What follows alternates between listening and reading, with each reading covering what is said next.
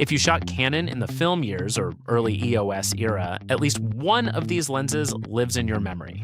And one was so far ahead of its time, it feels like Canon built the future early. Welcome to Alt Buzz Lenses. Hit subscribe if you're new. 5 lenses. More intention than history remembers. By number 1, you'll hit that quiet moment. Canon actually did that? Let's go.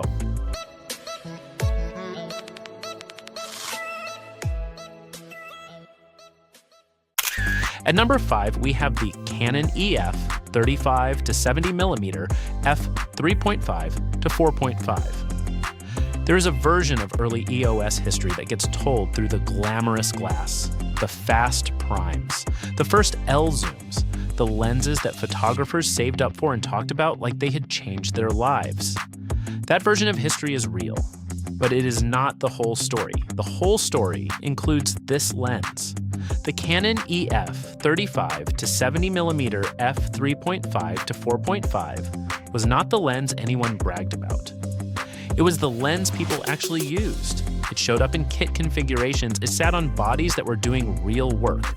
Weddings, portraits, street shooting, the kind of photography where you needed something reliable and compact and wide enough to be useful without being so heavy it wore you down by the end of the day. It launched alongside the EOS system in 1987, making it one of the very first lenses Canon released for the new mount, and it weighed just over 230 grams, which tells you exactly what Canon was going for. Portability, everyday usability, a lens that disappeared on the camera. What made it quietly good was exactly what made it easy to overlook. It was not trying to be impressive. The zoom range was practical rather than ambitious. The aperture was modest. The build was light. But the optics, for the price point it occupied, delivered images that held up. If you shot early EOS and you were not buying into the premium tier, this was often the lens doing the actual work. It was the workhorse before workhorse became a marketing word. And workhorses, almost by definition, are the ones history forgets first. But forgotten does not mean wrong, and this lens was never wrong. At number 4, we have the Canon EF 50mm f2.5 compact macro. Canon's 50mm lineup has always been a conversation. The f1.4, the f1.8. The lenses that photographers stack up against each other in forum threads that go on for hundreds of replies. In the middle of that conversation, the compact macro version of the 50mm somehow became the quiet option, the one people mentioned less, reached for less, thought about less. Which is strange, because when you actually look at what this lens was doing, it was solving a problem that photographers face constantly. The compact macro was not just a 50mm with a slightly higher price tag. It was a 50mm that could focus close enough to deliver genuine macro capability, not full one-to-one reproduction at the base configuration, but legitimately close work that a standard 50mm could not match. It achieved a maximum magnification of 0.5 times on its own. And with Canon's optional life-size converter attached, it pushed all the way to true one-to-one reproduction. You had a lens that could do portraits, do product work, do detail shots, all without changing glass. That is a genuinely useful idea dressed in an unremarkable name. One lens covering that much ground quietly. That is not a compromise. That is a strategy. What Canon built here was a practical idea in a world that often rewards impractical ones. And because it was never the fastest, never the sharpest wide open, never the most dramatic option in the lineup, it faded. It became the sensible choice in a hobby that tends to celebrate the choices that are anything but. If you have never shot with this lens, it is worth understanding what you quietly passed over. If you are finding this useful, if Canon's quieter history is the kind of thing you want more of, subscribe right now. There is a lot more where this came from, and we are just getting to the good part. At number 3, we have the Canon EF 100mm f2 USM. Say 100mm to most Canon shooters, and they think macro. They think the f2.8. They think clinical sharpness and working distance and insect photography. The macro version of this focal length became so dominant in the conversation that the other 100mm Canon made, the f2, the USM, the portrait lens, essentially disappeared behind it. That disappearance was not earned. The Canon EF 100mm f2 USM is a fast, elegant, beautifully balanced portrait lens that USM autofocus made genuinely usable at a time when fast focus on a prime was not a given. It is sharp where it needs to be. Wide open, it renders backgrounds with a softness that does not feel engineered, it feels natural. The way good portrait lenses always feel natural, like the camera is simply doing what the eye already wants to do. It was introduced in 1991, built around 8 elements in 6 groups, and its minimum focus distance of 90 centimeters gives it just enough working room to feel comfortable in real portrait situations rather than clinical ones. For a lens at f2, the rendering it produces wide open is remarkably controlled, not harsh, not dreamy, just clean in a way that flatters rather than impresses. Put it on a body and point it at a person, and it just works. The way the best portrait lenses always just work. The reason it faded is the same reason a lot of genuinely good lenses fade. The macro version had a stronger story. The 85mm primes had a stronger mythology.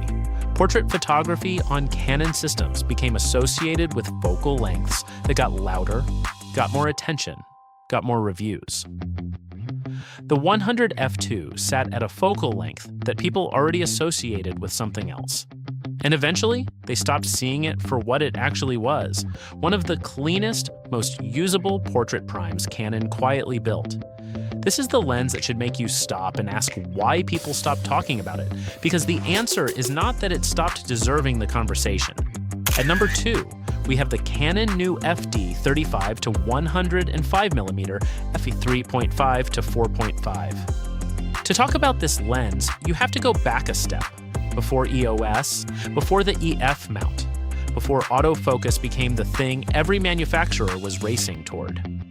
Canon's FD mount era was a period where the engineering had to be exceptional because the marketing could not rely on features that did not exist yet. Manual focus lenses lived or died on optical quality and mechanical precision. The zoom lenses of that era had to justify themselves entirely on what they delivered when light hit the glass. The new FD 35 to 105mm f3.5 to 4.5 was Canon thinking carefully about range. That zoom span, 35mm to 105, is not the most dramatic on paper. It does not have the headline pull of a wide super zoom or the precision story of a fixed prime. But what it actually covers is most of what photographers shoot. Wide enough for environmental context, long enough for compressed portraits, the kind of range that makes you reach for the camera instead of reaching for the bag. It arrived in 1981, built with 15 elements across 11 groups, and it was one of the more optically complex zooms Canon produced in the FD era, a construction count that reflected genuine ambition rather than cost-cutting. For a manual focus zoom of that period, the internal engineering was quietly serious. 15 elements in a manual zoom from 1981 is not an accident. That is Canon taking the problem seriously. What Canon did with the glass inside was smarter than most people expected from a lens that was never loud enough to become famous. The optical formula showed genuine engineering care, controlled aberrations, consistent rendering across the range. The kind of build quality that the FD mount era demanded and this lens delivered. For photographers who crossed from FD to EF and left the older glass behind, this is one of the lenses that deserved a second look before it disappeared into the adapter drawer. It was not just a zoom. It was Canon demonstrating that thoughtful engineering did not require a famous name on the barrel. At number 1, we have the Canon EF 35 to 350mm f3.5 to 5.6 L USM. Let that range sit for a moment. 35mm to 350mm in a single lens with an L designation with USM autofocus. Built in an era when that kind of range was not something manufacturers handed out as a consumer afterthought, it was an engineering statement. The Canon EF 35 to 350 mm f 3.5 to 5.6 L USM is the lens that makes you recalibrate what you thought Canon was doing in the early 1990s. 10 times optical zoom. Genuine L-series glass quality running through the entire range. Fast, quiet USM focus in a body that was heavy and serious and built like Canon meant it. It was released in 1993, weighing in at 1,340 grams, heavier than most primes, heavier than most zooms of its time, and completely unapologetic about it. Inside, Canon used two ultra-low dispersion elements to manage the chromatic aberration that a zoom range this ambitious would otherwise make unavoidable. This was not a lens built around compromise. It was a lens built around the refusal to accept that a 10 times zoom had to be optically dishonest. This was not a casual product.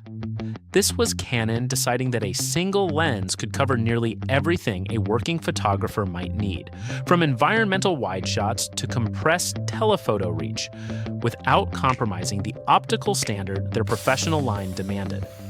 In 1993, Canon shipped a 10 times zoom with L glass and called it a professional tool, and they were right.